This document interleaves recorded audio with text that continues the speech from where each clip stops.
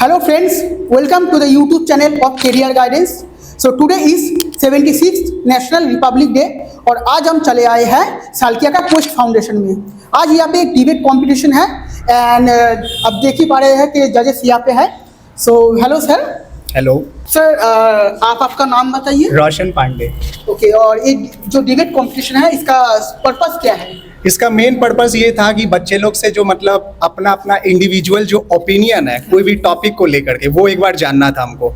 और by chance बच्चे आगे चल करके कोई भी नेशनल या इंटरनेशनल लेवल पे अगर पार्टिसिपेट करते हैं तो इनका एक तरह से कॉन्फिडेंस लेवल बिल्ड होगा, जिससे ये जा करके अच्छा से वहाँ पे परफॉर्मेंस दे पाएंगे, जिससे हमारा इंस्टीट्यूट का नाम ऊंचा होगा। मेरा नाम स्मृति ओझा है और हम यहाँ पे साइंस पढ़ाते हैं बच्चों को। मेरा नाम अभिक भट्टाचार्य है और मैं आर्ट्स ग्रुप पढ़ाता हूँ। अच्छा, मेरा नाम है शायन नाथ, আমি এখানে কমার্স পড়াই। मेरा नाम करण यादव है, मैं यहाँ पे कॉमर्स पढ़ाता हूँ। Not only for the debate, हमारे पूरे सेंटर का ही उद्देश्य है कि बच्चों को ज्ञान की भूख हो। सेंटर का नाम ही इस पे रखा गया है क्वेस्ट। क्वेस्ट का मतलब होता है भूख, प्यास, ज्ञान की प्यास।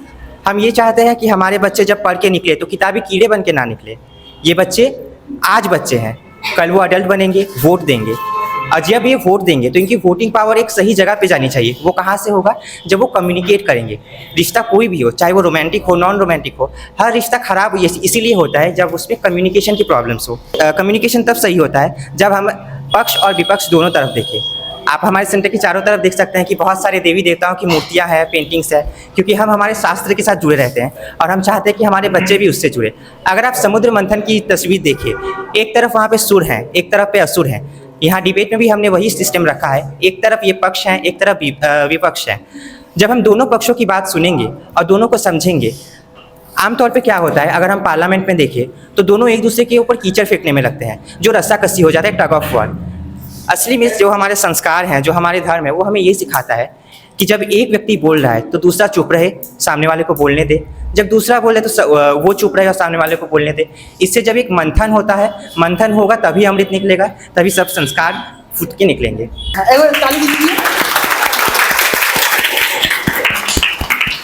Well done. तो अभी तो टीचर्स का तो आप लोगों ने बात सुन ही लिया। अब जो स्टूडेंट्स हैं, अब हम स्टूडेंट्स का बात भी सुन लेंगे। अब यहाँ पे है ग्रुप ए, तो आप आपका नाम बताइए और स्कूल बता दीजिए। আমার নাম অনুষ্কা দত্ত আর আমি Vidyasagar college first year student. Okay. मेरा नाम रिया सिंह और मैं सालकिया श्री मिश्र विद्यालय में पढ़ती हूँ। मेरा नाम श्रद्धा जायसवाल है और मैं रोजबर्ड में पढ़ती हूँ। राधे राधे, मेरा नाम है अभिषेक साव और मैं क्लास 11 कॉमर्स में पढ़ता हूँ। मेरा नाम आर्यन कुमार सिंह है, मैं क्लास 10 में आईपी मेमोरियल स्कूल में पढ़ता हूँ। तो अभी तो आप लोगों ने ए टीम का तो इंट्रोडक्शन हो गया, अब यहाँ पे बी टीम है, बी टीम का इंट्रोडक्शन करेंगे। बोलो तुम्हारा नाम। मेरा नाम प्रियांशु भार्गव है, मैं हावड़ा हिंदी हाई स्कूल में पढ़ता हूँ। आदित्य कुमार शाह है, हम हावड़ा हिंदी हाई स्कूल में पढ़ते हैं, क्लास 11। मेरा नाम तुषार जायसवाल है और मैं सालकिया विक्रम विद्यालय में पढ़ता हूँ। मेरा नाम संस्कार सिंह है और 12th क्लास साइंस एमसीके जेवाल विद्यापीठ। मेरा नाम नैतिक सिंह है, मैं क्लास 10 आईपी मेमोरियल में पढ़ता हूँ। मेरा नाम सुनीशा भट्टाचार्य जी और मैं सेंट थॉमस हाई स्कूल में पढ़ती हूँ। स्कूल से ही, कॉलेज से ही डिग्री अचीव करें ताकि उनको जॉब मिल सके, प्लेसमेंट मिल सके, और प्राइवेट का बाद में कोई भी पूछ नहीं होता है। तो ये रीजन क्या है और इसके अगेंस्ट में क्या है और इसके सपोर्ट में कौन है, प्लीज ये वाला पॉइंट ऑफ व्यू पुट कीजिए।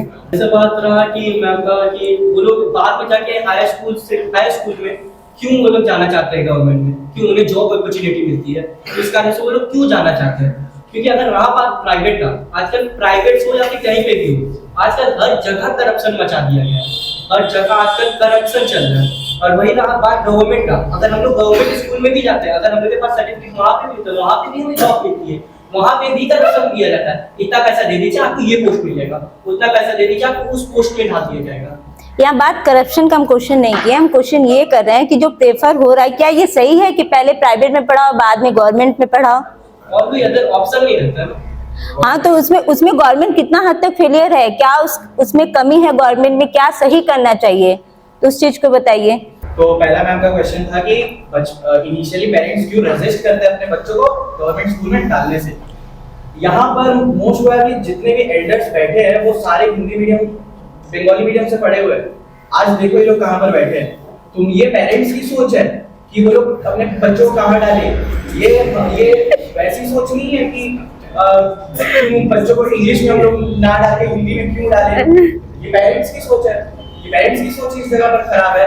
क्या बिहार में अभी भी 60% हिंदी मीडियम स्कूल्स है, गवर्नमेंटरी स्कूल्स है, तो क्या वहां से IAS, UPSC, JEE नीट सब क्रैक नहीं कर रहे? वहां से तो इंडिया में 20% ज्यादा क्रैकिंग, मतलब जो एग्जाम एंट्रेंस एग्जामिनेशन होते हैं बिहार से क्रैक हो रहा है। तो इसका क्या मतलब है कि गवर्नमेंट स्कूल किसी से फायदा नहीं दे रहा है? और रहा प्राइवेट स्कूल कोई भी स्टूडेंट को पेंशन नहीं देता है।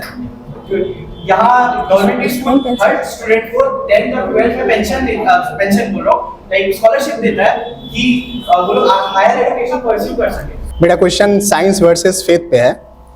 जैसे साइंस में बहुत सारा ऐसा थ्योरी हाइपोथेसिस जो दिया जाता है, वो बाद में वेद में मतलब वो चीज़ बाद में जा करके पता चलता है कि ये वेद पुराण में ऐसा मिल रहा है। लेकिन तो हम लोग पहले वेद पुराण का ही बात को क्यों ना माने?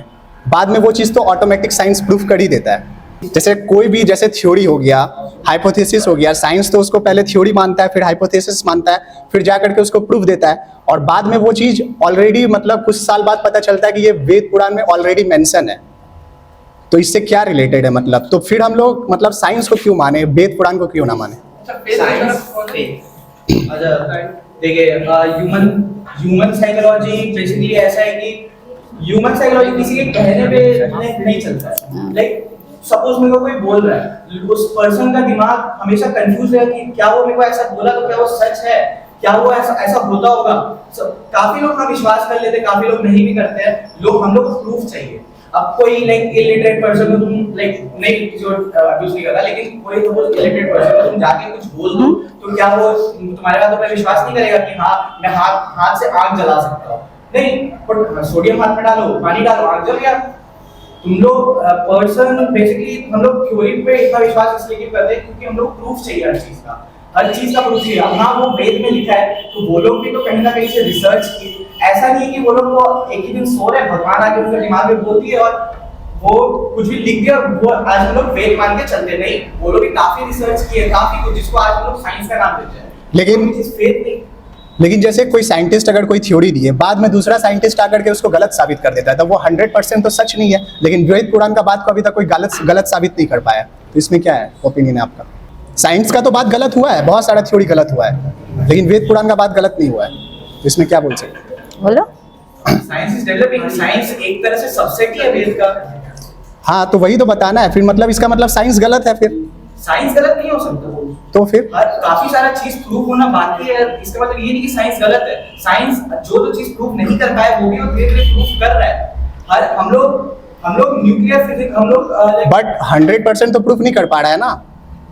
वो किसी के हाथ में नहीं। वो लोग पुराने जमाने में जो लोग थे वो लोग काफी, लेकिन वेद पुराण का बात को कोई गलत भी तो नहीं साबित कर पा रहा है। अभी जर्मनी में एक एक्सपेरिमेंट हुआ है, उसमें पता चला कि गायत्री मंत्र मतलब एक बार गायत्री मंत्र का उच्चारण करने से उसमें 20,000 हर्ट्ज का एनर्जी पैदा होता है। ये साइंटिस्ट खुद बताया। तो ये तो वेद में लिखा हुआ है ऑलरेडी कि गायत्री मंत्र को मतलब पढ़ने से ऑलरेडी मतलब बॉडी के अंदर एनर्जी डेवलप होता है, और बाद में जाकर के ये साइंस प्रूफ कर रहा है। तो वेद का बात तो झुटला नहीं पा रहा है कभी भी। लेकिन साइंस का कुछ ना कुछ थ्योरी फेल हो जाता है। कोई दूसरा साइंटिस्ट आता है, वो जाकर के दूसरा थ्योरी दे देता है, तो वो वाला चेंज हो जाता है। फिर साइंस कहीं ना कहीं गलत हो जा रहा है। हाँ हमारा साइंस गलत है, लेकिन अगर एक फैमिली है सपोज, तो उसमें बड़े होते हैं, बड़े हम लोग को सिखाते हैं, बच्चे सीखते हैं उससे, तो उसी चीज बड़े जो हम लोग कहेंगे वो सही लगेगा। तो वैसे ही टॉपिक मिसलीड हो गया और हम साइंस हम छोटे हैं, हम उनसे सीख रहे हैं, हम डेवलप कर रहे हैं। और साइंस एक टाइम आएगा तो साइंस और वेद एक इक्विलैटरल होंगे parallel. Can science ever replace faith? Science क्या कभी फेथ को रिप्लेस कर सकता है? रिप्लेस जैसे कि क्या नाम है भगवद गीता में दूसरे अध्याय के श्लोक नंबर 20वें और 22वें श्लोक में लिखा गया है कि आत्मा को ना ही बनाया जा सकता है ना ही मारा जा सकता है। वो सिर्फ एक शरीर से दूसरे शरीर में जाती है। वही एल्बर्ट आइंस्टाइन ने भी कहा है कि एनर्जी को ना ही बनाया जा सकता है ना ही तोड़ा जा सकता है। वो सिर्फ एक मैटर से दूसरे मैटर में ट्रांसफर होता है। That's it. आप सर बोले कि बाद में पता चलता है कि वो वेदों में लिखा गया है और वो राइट, तो वेदों में तो बहुत पहले लिखा गया है, साइंस बाद में आया। तो आप वेद का पहले क्यों नहीं मानते? साइंस खुद से क्लियरफाई कर रहा है, खुद को भी डिनाई करता है क्योंकि वो क्लियर स्टेटमेंट देता है कि हाँ हम सही है, हम इसको प्रूफ कर रहे हैं। अगर नहीं हो रहा, गलत है, तो हम फिर से रिसर्च कर रहे हैं। अच्छा ठीक है, जैसे साइंस मतलब जहाँ पे साइंस खत्म हो रहा है, जैसे साइंस क्या बोलता है बॉडी के अंदर एनर्जी है, बॉडी किसी का डेथ हो गया तो डेथ के बाद जो 14 दिन तक वो श्राद्ध कर्म हो रहा है वो तो पूरा वेद से रिलेटेड हो रहा है। तो फिर साइंस को तो ये फेल कर दे रहा है। जब बॉडी खत्म हो गया तो साइंस वहीं पे खत्म हो गया, फिर वो वेद को क्यों मान रहा है? इनडायरेक्टली तो आदमी जुड़ ही रहा है वेद से, साइंस को छोड़ रहा है, इसका मतलब फिर मैंने जैसे हर एक पर्सन एक लास्ट होप में रहता है, हर एक पर्सन को और चाहिए होता है कि मेरे को थोड़ा सा और मिले। तो फिर किसके लिए कर रहा है वो, क्या चीज है? लेकिन कोई देखा है आज तक कि क्या हो रहा है मरने के बाद, क्या चीज के बाद क्या हो रहा है? तो रीजन है कुछ, तभी तो किया जा रहा है वैसा।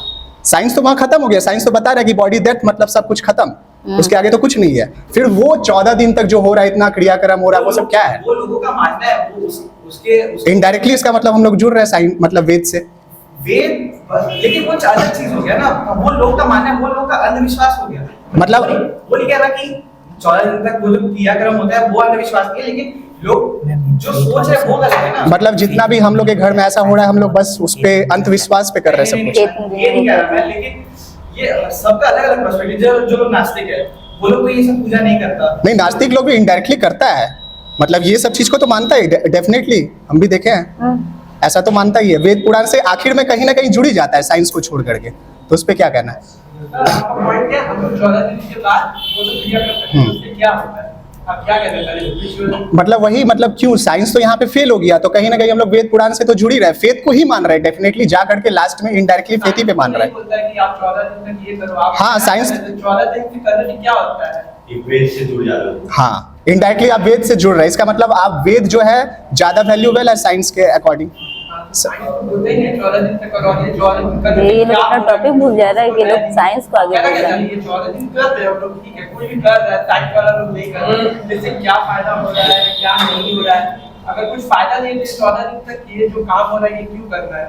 हाँ, मतलब कि यहाँ पे साइंस गलत है या फिर फेथ गलत है, ये हम बोलना चाह रहे हैं। यही कहना चाह रहे हैं, फेथ का पास कोई प्रूफ नहीं है कि ये 14 दिन की है, तो आपके सामने से बताओ। नहीं, गरुड़ पुराण में लिखा हुआ है, तो वो भी एक फेथ में ही है, उसका कोई आप ये दिखा नहीं सकते, प्रूफ नहीं दिखा सकते, रिकॉर्ड नहीं दिखा सकते।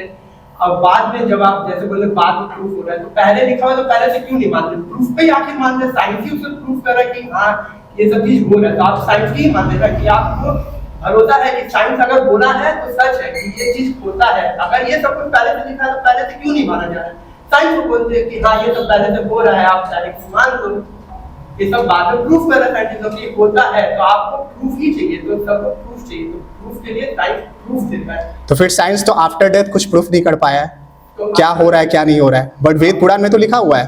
तो वेद पुराण में लिखा हुआ ये सच है क्या है? ये तो कहानी भी हो सकता है। कैसे कहानी हो सकता है? बहुत सारा ऐसा चीज है, अभी तो गायत्री मंत्र वाला हम आपको एग्जांपल दिए, तो वो खुद साइंस बोल रहा है, साइंस मान रहा है इस चीज को। हाँ, तो इसमें गलत क्या है? साइंस आप फेथ है कि जब समझ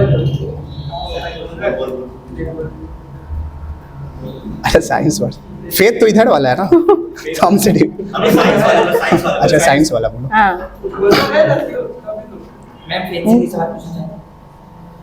हाँ, तो साइंस कभी डिनाई नहीं किया कि बोल नहीं रही, वो बोल रहे हैं। मत बोलो, वो मत बोलो, उससे नहीं हो रहा है। हम लोग तो कभी डिनाई नहीं किए, और ये रिसर्च वाला ये अच्छा बात है कि गायत्री मंत्र से हो रहा है। साइंस तो बस प्रूफ दे रहा है कि ये चीज करो, और साइंस टाइम आपने टाइमिंग देख रहे अच्छा, हैं? एक चीज पूछ सकता हूँ, साइंस अगर हर चीज प्रूव कर रहा है तो बिग बैंग थ्योरी जैसे कितने सारे थ्योरी है, प्रूफ क्यों नहीं कर रहा?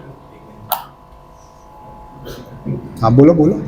तो क्या वेद पुराण में लिखा हुआ है कहीं पर कि कैसे धरती बना, क्या क्या हुआ, कहीं लिखा है? हाँ, बहुत सारा लिखा है। क्या बताओ कुछ। अच्छा, जब कहती है ना, To make your debate more interesting, hmm, faith says everything is recorded. Should I be talking in Hindi or in English? Which is more comfortable for you? Hindi is more comfortable for you. So you said about Big Bang Theory, and you talked about the creation of the universe.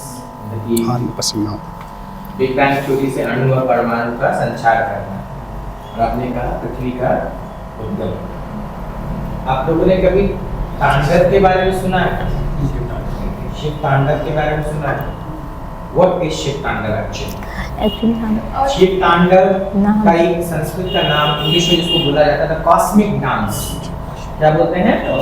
Cosmic dance. It is believed कि उस dance के through the male part and the female part collided with each other and the universe was created. I'll give one more. See, I would not go into the topic that science and faith कौन ऊपर है कौन नीचे है, because ये topic एक दूसरे के parallel चलेगा, ठीक है? क्योंकि ना आप इसको गलत प्रूफ कर पाओगे, ना हम उसको गलत प्रूफ कर पाएंगे। Few instances जहाँ science फेथ को जज नहीं कर पाता है।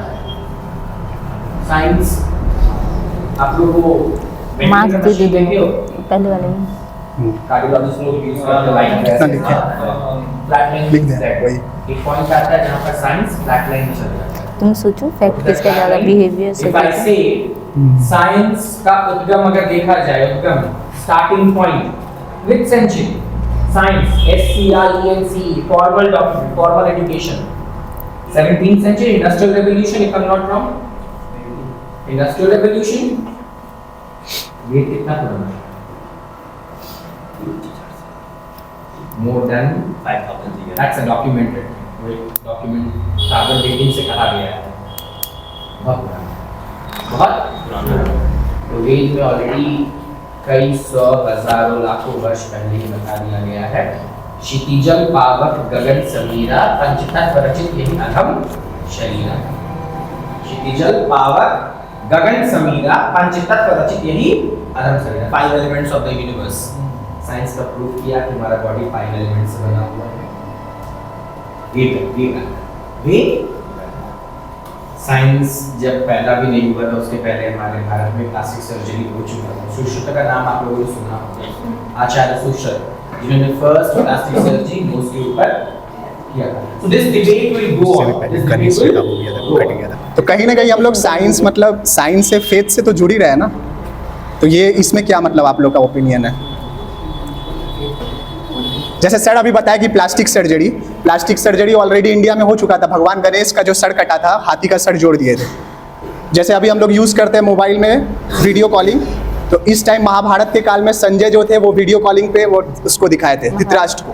तो ये सब तो वेद ऑलरेडी मेंशन है। ये जो पुष्पक विमान उड़ता है हवाई जहाज से रिलेटेड है, तो कहीं ना कहीं फेथ में ऑलरेडी ये सब मेंशन है। मतलब ये सब चीज़ का इन्वेंशन हो चुका था जो बाद में जा करके साइंस किया है। तो इसका मतलब हम लोग को ज़्यादा किसको मानना चाहिए?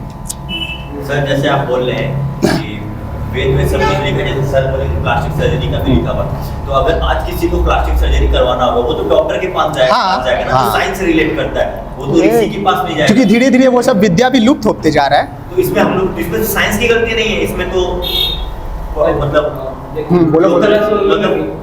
व्यक्ति का गलती है ना जो अपने धर्म को भूल रहा है। टाइम देख रहे सर, हमारी कोई गलती नहीं है, साइंस की कोई गलती नहीं है, इसमें तो लोकल पब्लिक की गलती है। वो अपने इतने अच्छा वेद को क्यों भूल रहा है वो लोग? जब ये है अभी आपको तबीयत खराब होगा, कहीं कहीं भी अभी अंधविश्वास से तबीयत खराब होने पे झाड़ू मतलब झाड़ू के पास चले जाते हैं, लेकिन एंड में वो भी डॉक्टर के पास जाएंगे, उस टाइम याद नहीं करेंगे, उस टाइम डॉक्टर अभी आपको गोली लग जाती है, समझ जाए तो आप। लेकिन लास्ट में डॉक्टर भी तो ये बात बोलता है भगवान भरोसे है। नहीं, लेकिन आप जाते तो पहले डॉक्टर के पास। हाँ, डॉक्टर की एक जगह लिमिट है, वो अपना तो पूरा ट्राई करता है। डॉक्टर तो भगवान नहीं है, भगवान को ना आपने देखा ना इन लोगों ने देखा ना मैंने देखा, भगवान को तो हम सिर्फ मानते हैं, ठीक है। लेकिन अगर कल को आपको तबियत खराब, आप तो किसी ऋषि के पास नहीं जाएंगे, आप ये लोग किसी ऋषि के पास नहीं जाएगा, ये लोग जाएगा तो किसके पास जाएगा? डॉक्टर के पास जाएगा ना। अभी बोल दीजिए ईमानदारी बोले कि अभी जाएगा, अगर इसको गोली लग जाएगा तो ये जाएगा, नहीं जाएगा। जैसे कि उन्होंने अभी जस्ट कहा कि साइंस एक लिमिट है, मतलब डॉक्टर के पास एक लिमिट है और लिमिट के बाद में जस्ट हम लोग फेथ पे चल जाते हैं। तो मतलब साइंस लिमिटेड है, फेथ एंड तक है। हम लोग स्टार्टिंग टू एंड तक फेथ होता है, मतलब साइंस लिमिट है, साइंस के पास लिमिटेड ही सोर्स है, मतलब साइंस हमारे फेथ से ही बना है। और जिस तरह से उन्होंने कहा कि डॉक्टर, तो उस तरह से जब राम जी के भाई लक्ष्मण जी मारे, उनको जब मारा गया था बाण, तब उस टाइम डॉक्टर नहीं आए थे, ऋषि ही उन्होंने बचाया था। तो बताएं। राम, पहली बात राम जी को अपने से कंपेयर करो मत, ठीक है। दूसरी बात, हम कब कंपेयर किया? दूसरी बात उस टाइम का बात अलग है। आज को अगर तुमको अगर आज बाण लगेगा तो तुम डॉक्टर के पास जाओगे या ऋषि के पास जाओगे? जब साइंस खुद मान रहा है, साइंस ने जब बताया है, साइंस खुद एक्सेप्ट कर रहा है, तो क्यों? जैसे बोल रहे हैं कि राम जी का भाई को लगा था बाण, तो वहाँ पे मिलता है कि कोई बूटी लेके गए थे, उससे बता। तो साइंस में बायोलॉजी है, पीडीएस है, सब पढ़ लेगा, सब चीज के बारे में बताया जाता है और बता रहा लिमिट के बाहर है साइंस। तो लिमिट के अंदर कुछ करना, सब कुछ लिखा हुआ है, ऐसा हुआ था तो आप ही कर सकते हैं, नहीं कर सकते। दुनिया के मरने के बाद क्या कर सकते हैं वो पता है, दुनिया में जीते जी ये सब हो सकता है, पर हम लोग कर नहीं पा रहे। सब कुछ लिखा हुआ पर हम लोग कर नहीं सकते, लेकिन मरने के बाद क्या करेंगे? आप भी कुछ कर सकते हैं। साइंस अगर लिखा है, साइंस तो कंक्लूजन भी देता है, उसका रिजल्ट भी देता है, पूरा प्रोसेस देता है, पूरा थियरी देता है कि आप ऐसे कर सकते हो, इसका रिजल्ट यही निकलेगा। वहाँ पे लिखा है कि ये ऋषि ये वाला काम करती है, वो काम करती है। आप आगे कुछ भी कर सकते हो, नहीं कर सकते हो। आप बोले के बात पे तो विश्वास नहीं कर सकते, तब तो साइंस कुछ भी बोल देगा, आप विश्वास कर। लेकिन कहीं ना कहीं आप मानते हैं जैसे गाड़ी चल रहा है तो गाड़ी में पेट्रोल है तभी वो चल रहा है, पूरा ब्रह्मांड है तो उसको तो चलाने वाला कोई ना कोई है, ऐसे एग्जिस्ट कर रहा है, ऑटोमेटिक तो एग्जिस्ट नहीं करेगा ना, उसके ऊपर तो कोई सुपर पावर है, ये तो इतना बड़ा ब्रह्मांड को चला रहा है। ये तो आपका मान्यता है, ऐसे मानता है ग्रे मैटर है, डार्क मैटर है, साइंस के ऊपर साइंस कोई ना कोई रीजन के ऊपर ही होता है। साइंस अगर कोई भी चीज को थ्योरी प्रूव कर रहा है तो उसके ऊपर कोई रीजन है, विदाउट रीजन तो कुछ प्रूफ नहीं कर पाएगा। तो ब्रह्मांड चल रहा है, पूरा यूनिवर्स चल रहा है तो उसका भी तो कोई रीजन है कहीं ना कहीं, वो क्या रीजन है? वो तो साइंस से हटके है। साइंस ने इस चीज़ को बताया नहीं बताया, और हम लोग में इसमें जिस तरह से आपने बोला कि हाँ वो कहाँ स्थिर है, वो कहाँ है, तो हम लोग में लिखा भी हुआ वराह अवतार है विष्णु जी के, उनके मुखमंडल में है धरती। तो ये लोग बताएं कहाँ पर क्या है नहीं है वगैरह वगैरह। अच्छा, वराह अवतार को हम लोग देख नहीं सकते। जब इंडियन म्यूजियम में गया था लास्ट टाइम, वहाँ पर भी उनका आर्किटेक्ट रखा गया, मतलब म्यूजियम तो मतलब साइंस के लिए होता है, वो लोग तो विज्ञान फेथ ये सब मांगता नहीं है, उस पर क्यों रखा गया? एक क्वेश्चन है मेरा, आप बोले कि भगवान विष्णु जी के बड़ा अवतार में मुखमंडल में, बेटा हमको जितना पता था मुंह में तो वो नहीं थे, पकड़ समंदर से उठाए थे, कंटिन्यू कैसे रखा गया है सब उनके फोटो पे, कहाँ पे है? उधर ही पे है, मुंह में है। वापस सही जगह नहीं तो है, शेषनाग के माथे पे है, हर जगह है। कहाँ पे है? शेषनाग पे है कि बराह पे है? हाँ, वो कोई ठीक कंफ्यूजन चाहिए, डिबेट हो रहा है ना, कितना पकड़ के नहीं कर सकते हम, हमें चाहिए फेथ जितना पुराना उतना अपना रूप बैठा है। अच्छा फेथ ठीक है, बट बोलते हैं कहाँ पे वो साइंस जितना नया है जो प्रूव करता है उसे साइंस मानते, सब कुछ मानते हैं, नया है इसलिए धीरे-धीरे ब्रह्मांड कैसे नहीं, वो तो पहले लिख के चल गया, मान लिया, आप ये लोगों का प्रूफ नहीं है, आप गारंटी नहीं दे सकते हो। पर अभी जितना आसपास ब्रह्मांड बहुत दूर हो गया, अर्थ में जो बता रहा है वो मानते हैं, उसका कंफ्यूजन देते हैं कि कैसे हो रहा है नहीं हो रहा है। थोड़ा सा बाहर जाते हैं सोलर सिस्टम में, सब पृथ्वी आसपास घूम रहा है सूर्य के, कैसे घूम रहा है नहीं घूम रहा है सब बताते हैं, कैसे डायरेक्शन में घूम रहा है, किस लिए हो रहा है, किस वजह से हो रहा है। तो आप ऐसे तो हम भी लोग कुछ भी बोल दे जाते कि फेथ में लिखा रहता है कि ये अवतार ने इसे लेके रखा है, बट साइंस तो गलत भी हो जाता है ना कभी कभी, उसमें कैसे विश्वास कर सकते हैं? अभी जब एटम्स का खोज हुआ था, डेल्टन एटॉमिक थ्योरी दिया गया था, डेल्टन को गलत साबित किया नील्स बोर, फिर उसको गलत साबित किया जे थॉमसन, फिर उसको गलत साबित किया जेम्स चैडविक। तो ये तो गलत बोल रहा है, बार-बार मतलब कहीं ना कहीं साइंस को गलत साबित कर दिया जा रहा है। लेकिन वेद पुराण का कोई बात को अभी तक गलत नहीं साबित किया गया। कोई ऐसा एग्जांपल लीजिए जिसमें वेद पुराण का बात को साइंस गलत साबित कर दिया। साइंस को रिलेट कर रहा है, अभी ये लोग फेथ में चला गया है। आज से सन में डिस्टेंस चाहिए 150 मिलियन किलोमीटर। हनुमान चालीसा में सहस्त्र पर जानू एक वर्ड लिखा हुआ है, उसको जब पूरा कैलकुलेट किया गया तो एग्जैक्ट 150 मिलियन किलोमीटर आया। तो फिर तो ये तो ऑलरेडी वेद में बता दिया गया है। एग्जैक्टली साइंस के हिसाब से देखें तो 1.57 मिलियन। हाँ, अप्रॉक्स वो अप्रॉक्स वाला बात भी पहले तो साइंस भी तो गया नहीं है सन के ऊपर, तो कैसे आप बता सकते हो? वो तो एक थ्योरी दिया है, सन के ऊपर तो गया नहीं है, तो वो तो एक अप्रॉक्स बताया है, तो फिर आप कैसे बोल सकते हैं कि उसको एग्जिस्ट नहीं कर रहा है? एग्जैक्टली कैलकुलेटेड है, साइंस एग्जैक्टली कैलकुलेटेड है, वेद पुराण में एग्जैक्टली लिखा है। साइंस वेद पुराण से सन में तो कोई साइंटिस्ट गया नहीं है, फिर कैसे इलेक्ट्रोमैग्नेटिक वेव्स का जो फ्रीक्वेंसी उसको मेजर करके हम लोग निकालते हैं डिस्टेंस। वेद पुराण में और साइंस का जो मेजरमेंट है उसमें 1700 किलोमीटर का डिफरेंस है। तो वेद कहीं तो वेद गलत है। कैसे गलत? प्रूफ कीजिए, वो तो पूरा एकदम बताया मुझे इलेक्ट्रोमैग्नेटिक वेव्स की जो कंसेप्ट। फेमिनिज्म का मतलब तुम्हारा तुम लोगों में क्या है? What do you mean about feminism?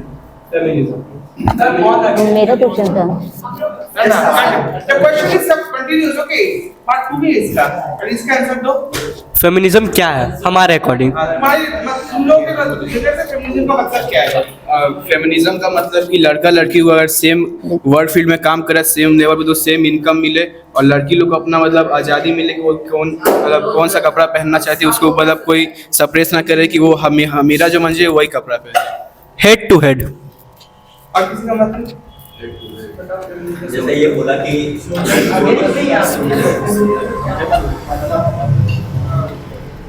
Feminism में क्या है? What do you mean by feminism? Female power, woman power. Basically, it deals on woman power. अच्छा, इस फेमिनिज्म का मेल के ऊपर कितना इफेक्ट पड़ रहा है, या मेल क्या इस फेमिनिज्म की वजह से सर्वाइव कर रहे हैं, कितना कर रहे हैं, उसके बेस पे बोलिए।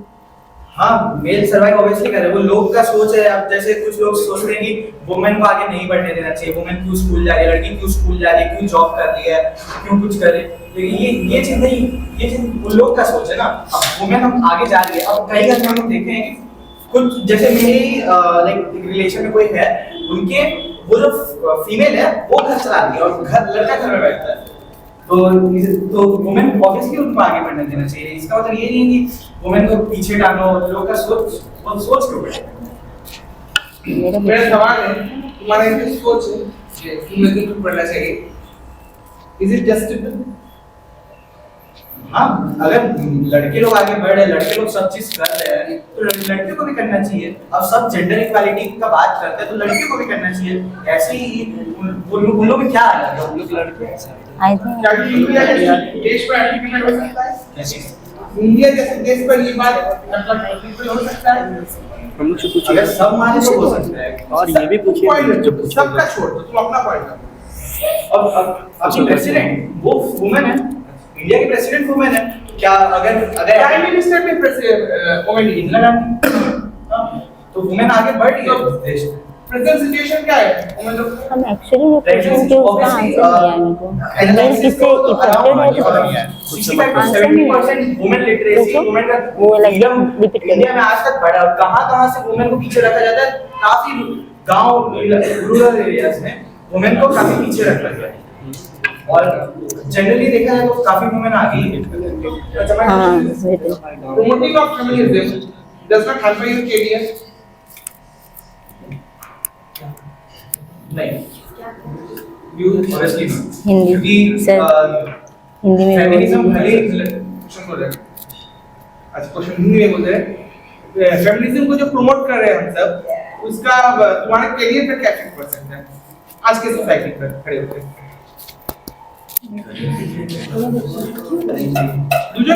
क्या लड़कियों पे या लड़कों पे? लड़का लड़की नहीं बोल रहे, फेमिनिज्म हम लोग फेमिनिज्म को सपोर्ट कर रहे हो या अगेंस्ट में हो, तो इसका तुम्हारे करियर में क्या इफेक्ट पड़ सकता है?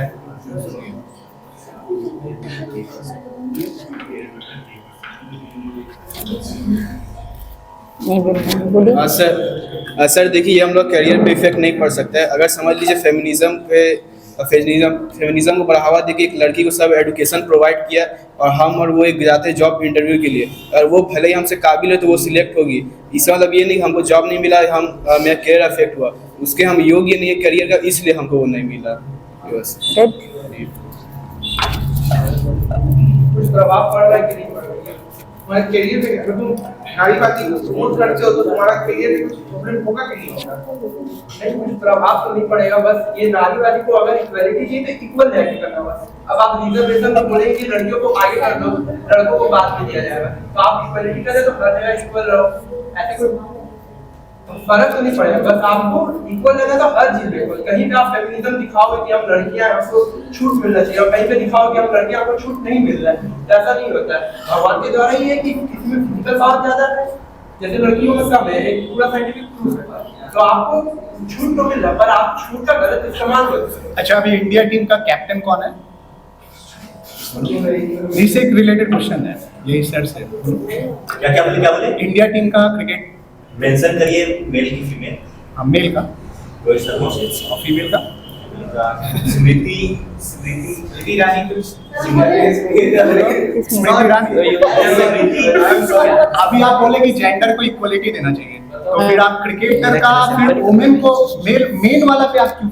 टाइटल याद नहीं है, नाम तो मालूम है ना। एक सेकंड सर, तो फिर आपको तो मेल वाला लड़का पता है। नहीं, ये राइट है लड़की वाला इक्वलिटी का बात कर रहे हैं सर। तो एक बार में तो आप नहीं बताया। सर इधर से हम बोले थे, इधर से हम लोग बोल रहे हैं। अभी मैं क्या उन लोगों को भी बोलने दिया जाए। बोलो टैलेंट नहीं, मतलब जब आपको क्रिकेट की बात किया गया, वहाँ पे जेंडर इक्वलिटी का जब बात होता है तो दोनों का मतलब आपको बताना चाहिए कि हाँ क्रिकेट मेल का ये है, फीमेल का ये है। मतलब नहीं, वो नहीं बोल रहे हैं, ऐसा मेंटेलिटी बन गया समाज का कि मतलब कोई भी टीम का नाम पूछने से वो पहले मेल क्रिकेट टीम का नाम बताता है। तो ये कहीं ना कहीं कुछ मेंटेलिटी को प्रभावित कर रहा है, तभी तो। हाँ हाँ हाँ सर जैसे आप बोल रहे हैं कि आप जैसे पूछे एक क्वेश्चन हमसे कि क्रिकेट टीम का कैप्टन कौन है, मेल का कौन है, फीमेल का कौन है, तो आपका इसमें चॉइस है, आपको उसी का नाम पता रहेगा, आपको इसका उसके बाद नहीं वो नहीं बोल रहे हैं, मतलब जैसे मतलब जेंडर इक्वलिटी का बात हो रहा है तो सबसे पहले कोई भी इंसान का, सबसे पहले इंडिया में अगर हम किसी से भी पूछेंगे, आपसे ही नहीं, तो सबसे पहले वो मेल क्रिकेट टीम का ही नाम बताएगा। जनरली ये सिंपल सा बात है। आप मेंशन ही नहीं किए थे। मेंशन करने का बात नहीं, आप किसी से भी पूछिए अभी बाहर में क्या करते हैं, वो सबसे तो वो दो का नाम नहीं बोलेगा ना, मेल ही का बोलता है ज्यादा। मेल फीमेल थोड़ी अलग हाँ, तो वही तो बोल रहा है, माइंडसेट ऐसा बना हुआ अलग है, मेल अलग है। सर आप कोई लड़के से पूछेंगे आपको सबसे अच्छी कौन लगती है या सबसे पहले एक्टर कौन है? हम अच्छी बात नहीं बोले ना, हम तो ये मतलब कि लड़की या लड़का नहीं बताएंगे, तो लड़का अपना लड़की के बारे में बताए कौन सबसे अच्छा लगता है, लड़की अपना लड़का। तो लड़का का ही बताया। लड़की तो पहले वो अगर चॉइस हो गया लेकिन वो क्या पीटीएस पहले बोलते हैं पीटीएस क्रिकेट बोलते हैं, तो लड़का वाला क्रिकेट ज्यादा फेमस है, इसलिए पहले लड़का और दूसरों का टीम जैसे बोल रहे हैं लड़का, तो दूसरों पूछे कि लड़की वाला का बताना है कि लड़का वाला का, वो फेमस फेम कौन पर है कि लड़का वाला आईपीएल ज्यादा फेमस है, लड़का वाला क्रिकेट ज्यादा फेमस है, इसी सबके जवाब पे अच्छा नहीं एक क्रिकेट पता नहीं क्यों क्रिकेट बोल रहा है। अच्छा, जिस हिसाब से अभी जस्ट इन्होंने बोला कि वो हमारे माइंड थॉट के मतलब माइंड के ऊपर है, तो इस हिसाब से बैडमिंटन में सिर्फ और सिर्फ वुमेन्स के ऊपर इतना क्यों जोर है? मेंस का कभी उन्होंने देखा भी होगा? किसी एक नाम बता दे, किसी एक प्लेयर का नाम बता। और साथ ही साथ उन्होंने एक चीज़ और कहा कि वुमेन्स के अंदर पावर कम होता है, साइंटिफिकली ऐसा बोला भी गया है। तो अगर वुमेन को मतलब उतना राइट्स नहीं देना चाहिए उनके हिसाब से, तो एक सेकंड मेरा कंप्लीट हो जाने दे। तो उस हिसाब से वुमेन्स का जब उनको मतलब जब बच्चा बेबी होता है उनका, तो 21 हड्डियां टूटने जितना दर्द होता है, तो वो तो बॉयज नहीं सह सकते। तब मिलता हो जाता तुम्हें नेचुरल फिनोमेनन को जो वुमेन्स होता है, तुम्हें कैसे मेल से कैसे घुसा सकते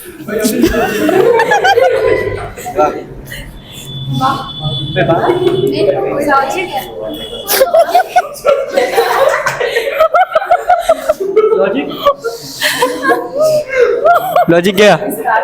ये बोल रहा है कि फिजिकल पावर का जो बात हुआ उसको ये हाँ, ये तो सिंपल सा बात है कि फीमेल में Physical power। कैपेसिटी ज्यादा होता है मेल के कंपैरिजन। तो उससे क्यों जोड़ रहा है ये उसको? सबसे पहले जोड़ना किसने स्टार्ट किया था? नहीं तुम ही ने, नहीं तो झगड़ा ये ही जो नहीं, नेचुरल प्रोसेस है, पॉइंट रखना पॉइंट। आप वो तो गॉड गिफ्टेड है, इसका इजी वे भी ऑपरेशन करा लो, तुम उससे जोड़ोगे तो कैसे होगा? पावर नहीं आएगा। हाँ फिर होता है। हाँ, लेकिन फीमेल में टॉलरेट पावर ज्यादा होता है इन कंपैरिजन टू मेल, ये साइंस भी बोलता है। हाँ तो हम लोग ने बोला ही कब क्यों नहीं होता वो बात में फेमिनिज्म पे है तो कब विरोध कब किए? ये फिजिकल पावर का बात हुआ, अभी क्रिकेट का फिजिकल पावर को उससे जोड़ देगा, तो ये तो कोई लॉजिक नहीं बनता अचानक से ना। वो बोल जाए कि करती नहीं, आप एक सेकंड। देखने में जाए जो फेमिनिज्म पे है, फेमिनिज्म पे ये बोलो। जो मैन रहता है वो सियाचिन जैसे -53 डिग्री जैसे बर्फीले एरिया में खड़े रहते हैं 12 घंटे, वहाँ पे एक भी फीमेल खड़ी नहीं रहती है।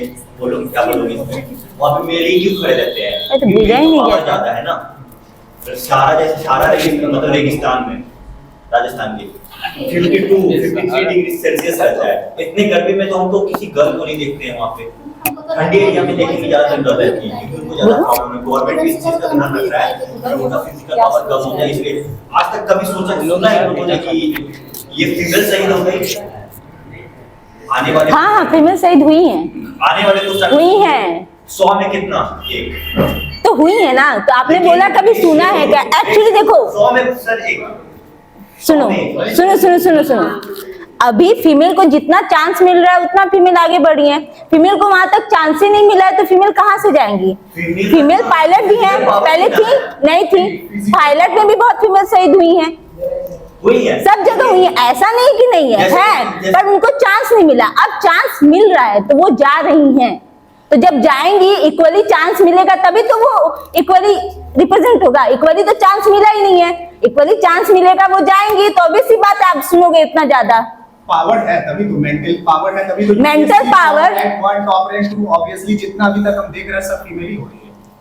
एक्चुअली अभी तक सबके माइंडसेट में वही है कि जो फीमेल होती है उनका जो विल पावर तो ठीक होता है पर उनका जो फिजिकली जो स्ट्रेंथ होता है अभी भी किसी के दिमाग में ये बैठा हुआ है बहुत अधिक जन लोग कि मेल के इक्वल नहीं होता है, इसलिए उनको मेल के अकॉर्डिंग अपॉर्चुनिटी नहीं मिला जाता, उतना दूर तक अभी तक नहीं भेजा जा रहा है, इसलिए अब वो उतना दूर नहीं गई है। पर अब धीरे धीरे वो सब चीज सही हो रहा है, वो जा रही है तो वो उनको तो उतना दूर पहुंचने में तो टाइम लगेगा ना, ऐसे है नहीं तो है नहीं, हर फील्ड में है। आप बैठिए देखिए हर फील्ड में सही है कि वो लोग हर फील्ड में है, लेकिन अगर कल को किसी मिशन में कोई मेल आर्मी जाता है, मेल जो सोल्जर रहता है उसे बहुत टॉर्चर किया जाता है, फीमेल इतना टॉर्चर नहीं सह सकेगी, अब वजह से उन्हें उस नहीं भेजा जाता है, क्योंकि अगर बाई चांस बहुत सारी फीमेल जासूस भी हुई हैं, बहुत सारी फीमेल जासूस भी हुई हैं जो अदर रियल आइडेंटिटी क्या बोल रहा है, सबको मेल हो चाहे फीमेल हो, आप भी हो सकती है, जब ऐसी बात नहीं है, लेकिन मैं देखिए मैं कल को अगर उनको सीरियस सिचुएशन में अगर उनको भेजा जाए तो अगर वो लोग बाई चांस अरे तुम लोग लड़ो हम क्यों लड़ रहे हैं, पकड़ा जाते हैं तो बोलने का चांस वो नहीं सहन नहीं कर पाएंगे। ये सब सोच की गवर्नमेंट को नहीं देता है क्रिटिकल सिचुएशन में, लेकिन हाँ तो यही बात तो हम बोल रहे हैं कि सोच के नहीं दे रहा है, जबकि देना चाहिए क्योंकि उनका तो विल पावर तो स्ट्रांग है ना, तो उनको तो देना चाहिए। इसके लिए कहीं ना कहीं मेल भी रिस्पॉन्सिबल है। अब जाते इधर बहुत सारा कांड देखते हैं, रेप हो जाता है, ये हो जाता है, तो कहीं ना कहीं उसका घर वाला का मेंटेलिटी ऐसा बना हुआ है ना, इस वजह से भी तो हो सकता है वो चाहती हो करना लेकिन नहीं कर पा रही हो, तो कहीं ना कहीं आपको लगता है कि मेल इसके लिए रिस्पॉन्सिबल है फीमेल को आगे बढ़ने के, ऐसा आप मानते हैं कि नहीं मानते? फीमेल को बोलने से ज्यादा अच्छा लगेगा। जब फ्रीडम दिया जाता है तो अपने संस्कार भूल जाते हैं। आप इंस्टाग्राम पे अभी देख सकते हैं कि फीमेल क्या कर रही है। नहीं, बहुत ऐसी फीमेल है जो ऐसा तो ठीक, ये बात तो ठीक नहीं है ना, उन लोगों को बोलने इन लोगों को बोलो क्या बोलने बोलो। हाँ ये बोले कि आर्मी में वो लोग ज्यादा गर्म इलाका में नहीं आ सकता है, और इन लोग बोलना चाहेंगे जाके अभी रसिया और नहीं इसराइल और पैलेस्टीन का वॉर हुआ था, उसमें इसराइल की तरफ से वुमेन लोग ही फ्रंट पे खड़ी हुई थी।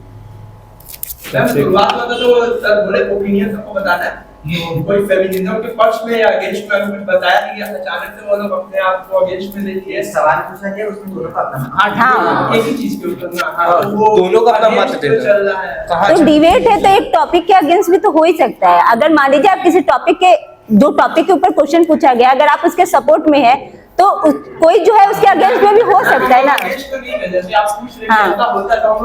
नहीं एक्चुअली वो ऐसा क्वेश्चन किया, आंसर दिया, ऐसा बोला तब हम उसको बोले, हम उसको तो ऐसे पर्टिकुलर वो पॉइंट आउट करके बोले नहीं, वो जैसा बोला उस बेसिस पे उसको पूछे, तो आप लोग डिसाइड करो। ठीक है, एक क्वेश्चन मेरी तरफ से, फेमिनिज्म की साइड में कौन कौन है? और सभी होने चाहिए, फेमिनिज्म को सब कोई सपोर्ट करता है, फेमिनिज्म। लेकिन जब हम इंडिया में फेमिनिज्म की, जेंडर इक्वालिटी की बात करते हैं, इंडिया में थर्ड जेंडर को भी लीगल स्टेटस दिया गया है, लेकिन जब वो थर्ड जेंडर उस मौके का फायदा उठा के ओलंपिक्स में जाके वुमेन्स के साथ कम्पीट कर रहे हैं, हाँ। तो उनको बॉडी का पावर मिल रहा है।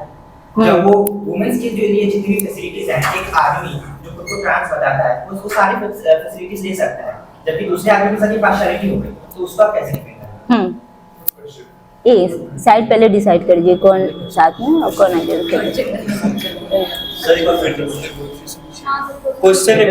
हम लोग बात करते हैं कि मर्द और औरत दोनों को समान रिस्पेक्ट, समान फैसिलिटीज मिलनी चाहिए, लेकिन इंडिया में थर्ड जेंडर को भी लीगल स्टेटस दिया गया है। एक इंसान अगर कहे कि एक आदमी अगर कहे कि मैं अंदर से औरत जैसा फील करता हूँ, तो सरकार उसको स्टेटस दे देती है, वो लीगली खुद को औरत कह सकता है। अब इसके बाद औरतों के लिए जो भी सुविधाएं हैं, चाहे वो बस में सीट हो, चाहे वो इंश्योरेंस क्लेम में हो, चाहे वो एल्यूमिनी में हो, डिवोर्स के बाद, एक आदमी होने के बावजूद उसको वो सारी सुविधाएं मिल रही है जो एक औरत को मिलना चाहिए बिकॉज ऑफ फेमिनिज्म। क्या ये सही है? क्या ऐसा फेमिनिज्म रहना चाहिए? दूसरी बच्चे नहीं, ऐसा फेमिनिज्म नहीं रहना चाहिए, और वो लोगों के ऊपर है कि वो अपना इनकम राइट का गलत फायदा उठा रहे हैं। ट्रांसजेंडर लोग ने अपने आप को लड़की बता रहा है या लड़का बता रहा है तो गलत है। और सरकार या जो भी सबको टैकल कर रही है उसको कोई मेजर देना चाहिए कि एक पॉइंट होना चाहिए कि आप ये हो तो आपको ये सुविधा नहीं मिलेगा। वो लोग ऐसा नहीं है कि ये मतलब अभी उम्र की जो भी सुविधा है वो तो सब उनको मिलेगा। विरोध करना है, विरोध करना है इसका क्यों मिल रहा है उसको।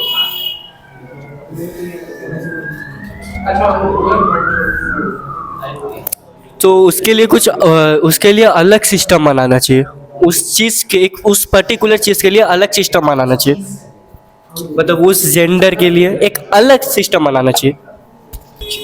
आई एज एन इंडियन और वी एज एन इंडियन, ये आपका टॉपिक है। आई एज एन इंडियन का मतलब एक अकेला इंडियन। जैसे हम लोगों ने बचपन से एक कहावत सुना है, गांधी जी अकेले चले, एकला चलो, जो हम लोग बचपन से सुनते हैं। तो एक अकेला इंडियन जितना पावरफुल है, उसके मुकाबले जब हम पूरा कंट्री एज अ होल सामने आते हैं तो वो कितना पावरफुल है। आई और वी में ज्यादा पावरफुल कौन? इसमें आप दोनों को बोलना है, पक्ष या विपक्ष आप दोनों बोल सकते हैं, कोई एक चूज कर सकते हैं, वो आपके ऊपर है। बोलना हर एक मेंबर पर कम से कम एक मिनट। আমাদের ভারত হচ্ছে এমন একটি দেশ যেখানে সবাই মিলে আমরা একসাথে বসবাস করি, মানে এখানে আমরা সবাই একসাথে মিলে মিলবন্ধনভাবে আমরা একসাথে চলার চেষ্টা করি। এখানে একজন আমাদের এই স্যার যেরকম বললেন একলা চলো রে, একলা চলো মানে কি, মানে তুমি একাও যেতে পারো। একটা কেউ যদি তোমার ডাক না শোনে তখন তুমি একা যাবে, কিন্তু সেই একা মানুষেরও একটা নিজস্ব ব্যক্তিত্ব আছে, সেই ব্যক্তিত্বের অধীনেই মানুষটা চলবে। তাই সেই ব্যক্তিত্বটাকে যদি ফলো করে সবাই আরও লোক জড়ো হয়, একটা মানুষের ব্যক্তিত্ব যদি এতটাই সুগঠিত এবং এতটাই আর কি, একটা মানুষ যদি এতটাই কনফিডেন্ট হয়, তাকে দেখে আরো মানুষ উদ্বুদ্ধ হয় তার পাশে আসার জন্য, তার পাশে দাঁড়ানোর জন্য। একটা শক্তিশালী রাষ্ট্র গঠন করার জন্য আমাদের একটা মানুষের দরকার হয়, কিন্তু একটা মানুষ মানেই তো আর সব কিছু সম্ভব নয়। हम सब इंडियन अगर हम सब मिलकर रहें तो ज़्यादा अच्छा होता है, क्योंकि हम एकता में ही ताकत होता है। अकेला अगर एक जन को अगर कुछ, जैसे गांधी जी ने एक अकेला आवाज़ उठाया था, उनके साथ सब सहयोग किए थे तो ही वो आगे बढ़ पाया था। अगर हम सब एक साथ जुट कर रहें तो उससे ज़्यादा ही हम एकता से ही इंडिया बनता है। अगर हम सब एक साथ ही रहे तो इंडिया बनता है। हम सब साथ रहेंगे तो एक फैमिली की तरह रहेंगे। वंश में रह के किसी को तोड़ा नहीं जा सकता, लेकिन हम अकेले रह के उसको तोड़ सकते हैं। हमारा देश हम सब एक साथ रहते हैं, हमारा देश जाना ही इसी चीज़ के लिए जाता है, हमारी एकता के लिए। हमारे देश से ही इस चीज़ को निकाला गया है, वासुदेव कुटुंबकम। हमारा पूरा धरती एक परिवार है। जब हम पूरी धरती को एक परिवार मान रहे हैं तो ये कैसे हम कह सकते हैं आई एज एन इंडियन? हम अकेले एक इंडियन को कैसे मान सकते हैं? हम सभी को इंडियन मानेंगे। जब हम पूरी धरती को एक मान रहे हैं तो हम इसमें तो लॉजिकली नहीं, मतलब नॉर्मली हम वही मानेंगे।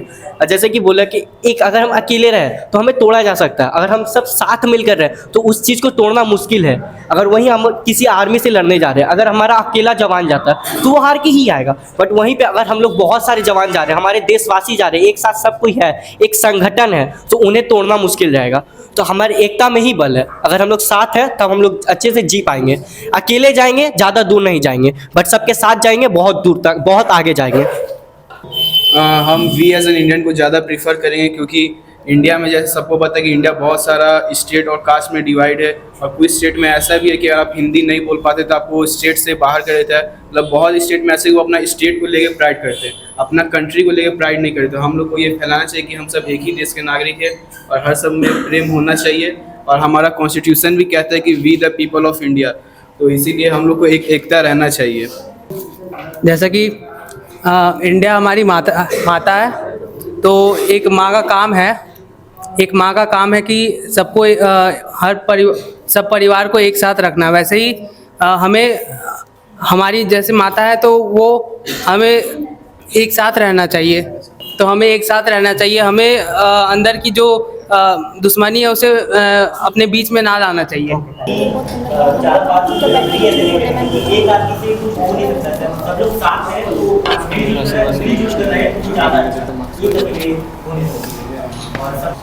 Sir we as an Indian इसलिए ज़्यादा अच्छा है क्योंकि अगर सब लोग साथ में रहे तो आगे तक जा सकते हैं। इंडियन भी प्रीफर करेंगे क्योंकि भी इंसान ज़्यादा पावरफुल रहेंगे, ज़्यादा स्ट्रॉन्ग रहेंगे। इतने देश, इतना सारा राज्य है, इतना स्टेट, इतना रिलीजियस है, सब अपना माने पर अपने आप को सबको इंडियन मानना चाहिए। तो इंडियन है, इंडियन बोलना चाहिए। इंडिया के नागरिक को इंडिया के लिए कुछ भी कर सकते हैं, भले आप किसी भी राज्य के हो, किसी भी स्टेट के हो, जगह से हो, भले अलग कंट्री के हो, माइक ऑन ऑफ करना आता है। लेकिन सारे इंडियंस मिल के उस पर आवाज़ उठाया, जिस वजह से गवर्नमेंट पे बहुत हाई प्रेशर बन गया। क्योंकि अगर वो अकेला रहता तो वो इतना आवाज़ नहीं उठा पाता, कितनी चीज़ बाहर नहीं आते कि कौन कैसे क्या नहीं किया, क्योंकि आर्टिकल में बहुत इनसे बहुत गलत काम हो रहे हैं। लेकिन एक जैसे जो फीमेल की आवाज़ उठाने गया तो उसे मार दिया गया, लेकिन वही सबने मिल के जब आवाज़ उठाया तो उसमें गवर्नमेंट प्रेशर में आया, तब जाके गवर्नमेंट ने कुछ किया। भले इंसाफ नहीं मिला सही से, लेकिन गवर्नमेंट ने कुछ किया, क्योंकि सब मिलकर, मतलब सब एक साथ मिलकर आवाज़ उठाए थे। इंडिया को आजाद हुए इतना साल हो गया, अगर गांधी जी, भगत सिंह, सुभाष चंद्र बोस अकेले अगर चाहे होते कि मैं आगे बढ़ूं, मैं इनिशिएटिव लूं अकेला, तो इंडिया आज तक आजाद नहीं पाता। हम लोग बैठे होते कहीं किसी ब्रिटिश के अंदर काम कर रहे होते, पेमेंट कुछ नहीं, बस हमारा लाइफ पहले जैसा ही होता। सारे लोगों ने साथ में इनिशिएटिव लिया, सब लोग साथ में जुटे, चाहे वो हिंदू हो, सिख हो, मुस्लिम हो, तब जाके आज हम लोग इस मुकाम पे कि हम लोग अपना आराम से इंडिपेंडेंस डे मना रहे हैं, बैठ रहे इधर आपस में बात कर रहे हैं। जैसे स्कूल में भी अगर देखा जाए तो हम सब लोग बदमाशी करते हैं। हम लोग काफी जैसे मेरा एक ग्रुप है, हम लोग सारे हिंदू मुस्लिम सब दोस्त के साथ में बैठते हैं, बदमाशी करते हैं, प्रिंसिपल के पास जाते हैं, सब एक साथ एक दूसरे का सपोर्ट करते हैं। अगर वहीं का अगर मैं तो एक जगह पे अकेला खेलते कि हाँ तुम ही गलत है, तो ऑब्वियसली मैं अकेला पड़ जाऊंगा। अगर हम सब लोग साथ में, तो प्रिंसिपल में डोमिनेंस देके हम लोग को छोड़ देते हैं। वैसे इंडिया को भी लाइक डोमिनेंस मिला सबका, हर रिलीजन का, हर पीपल का इनिशिएटिव मिला, तब जाके आज हम लोग आजाद हुए। मैं भी एज ए इंडियन को सपोर्ट करूंगा, क्योंकि इंडिया अकेला, मतलब एक इंसान अकेला कुछ नहीं कर सकता है, सब एक साथ हो तो सब कुछ हो सकता है। तो जैसे आप जानते हैं कि एक पेंसिल अगर आपको गिरना चाहिए तो अकेले आसानी से टूट जाएगी, लेकिन अगर अराउंड 20 पेंसिल एक साथ लेंगे तो जल्दी नहीं टूटेगा, क्योंकि उसमें एकता है, नॉर्मल बात है। तो ऐसी अगर सब एक साथ होंगे तो कुछ भी हो सकता है। जैसे कि हम लोग को टॉपिक दिया गया है आई एज एन इंडियन और बी एज एन इंडियन। मैं कहूँगी मैं आई एज एन इंडियन को प्रेफर करूँगी, क्योंकि जब भी हम लोग कोई भी रिवोल्ट देखें, इंडियन इंडिपेंडेंस रिवोल्ट में मंगल पांडे ने पहले आवाज़ उठाया था, उसके बाद उसी घटना को लेकर लोगों ने आगे बढ़ा था। इसलिए पहला स्टेप कोई अकेला ही लेता है, उसी को देखकर लोग फॉलो करते हैं। इसीलिए हम लोग में एकता तभी आती है जब कोई एक एग्जाम्पल दिखाता है कि नहीं, हम लोग अगर एकजुट होकर ये काम करें तो हम लोग को सफलता मिलेगी। हम लोग एग्जाम्पल देख के आगे बढ़ते हैं और वो एग्जाम्पल कोई एक ही इंडियन बनता है।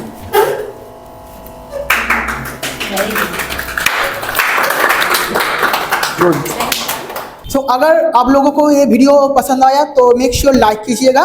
ओके, आपका अगर कुछ भी क्वेश्चंस है कमेंट में वो पूछ सकते हैं, या का जो सर है वो सर क्वेश्चन का आंसर दे देंगे। और अगर आप लोगों को ये वीडियो अच्छा लगे तो चैनल को सब्सक्राइब करके हमारे साथ में रहिएगा। तो हम नेक्स्ट वीडियो जल्दी लेके आएंगे। तो अभी तक के लिए थैंक यू, जय हिंद।